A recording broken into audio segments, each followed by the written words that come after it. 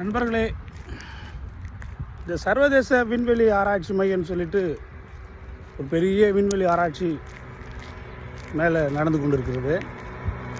அதில் 5-6 நாடுகளுக்கு மேலாகவும் அதில் வீரர்களை அனுப்பி பயிற்சி செய்து அங்கே ஆராய்ச்சி செய்து கொண்டிருக்கிறார்கள்.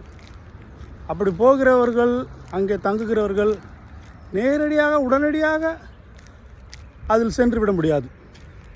அந்த விண்வெளி ஆராய்ச்சியில் செல்பவர்கள் அங்கே இருக்கிறதான அந்த புவியீர்ப்பு விசைக்கு எதிர்மறையான விசை எப்படி அவர்கள் அனுபவிக்க வேண்டும், அந்த இடத்துல எப்படி அவர்கள் வாழ வேண்டும் என்று தீவிர பயிற்சி அளிக்கப்படுகிறது.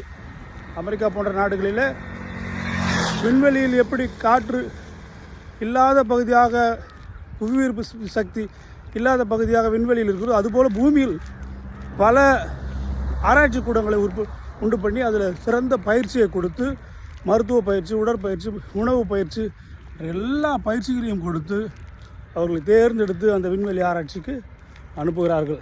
இந்திய வம்சாவளியாகிய சுனிதா வில்லியம்ஸ் கூட கடந்த 3வது முறையாக 6 நாட்கள் பயணமாக மேலே சென்றிருக்கிறார்கள்.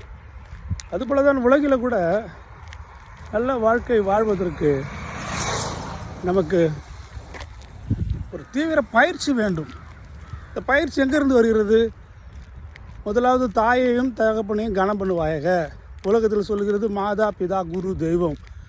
இவர்கள் மூலமாக கிடைக்கப்படுகிறது அந்த பயிற்சியை நாம் அப்படியே ஏற்றுக்கொண்டு அனுபவித்து அதை வாழ்க்கையில் பயிற்சியை நடைமுறைப்படுத்தினால் நம்முடைய வாழ்க்கையும் கூட மிகவும் சிறப்பானதாக காணப்படும்.